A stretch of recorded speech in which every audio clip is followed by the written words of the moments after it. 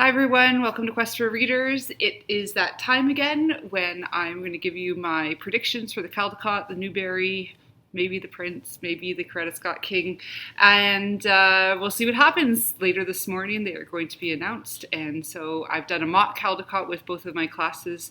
Both of them have picked the same book. It is a book that I didn't pick, but we'll see if they are right, or if I'm right, or if neither of us are right. My picks for the Caldecott this year, my very favorite book that I've read is called I Am Every Good Thing. It's by Derek Barnes and Gordon C. James. It's one of the most beautiful written and illustrated books I have ever seen, and it should be in every single library for every single kid. So this is my pick. I hope it wins. If it doesn't, I'm sure there's going to be some really great other books that will win. This is some of my other ones that I really like that could win the Caldecott, might even be there for the Caldecott King. This is called All Because You Matter by Tammy Charles and illustrated by Brian Collier. It is another beautifully illustrated book, and another book that I believe should be in every kid's hands. Such beautiful pictures. The last one that I'm thinking might be in the mix for the Caldecott is We Are Water Protectors. It is by Carol Lidstrom and illustrated by Michaela Goad.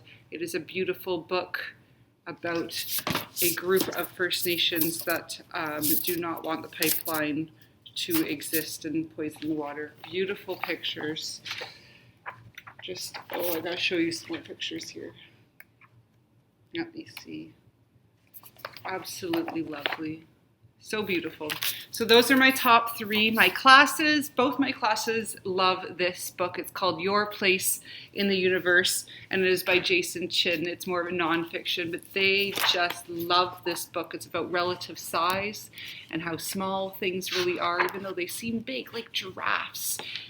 But then how big the universe really is, and it zooms out and teaches you all about how big and how little things are.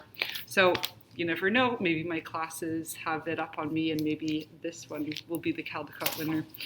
For the Newbery, it's hard for me to pick.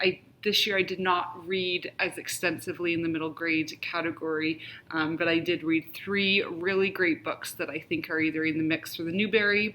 I think one of them could be in the mix, maybe even for the Caldecott King, and that's this one. It's called Stamped. It's by Jason Reynolds and Ibram X. Kendi, and it's kind of like a different version, a kind of younger version for the original book from Stamped from the beginning.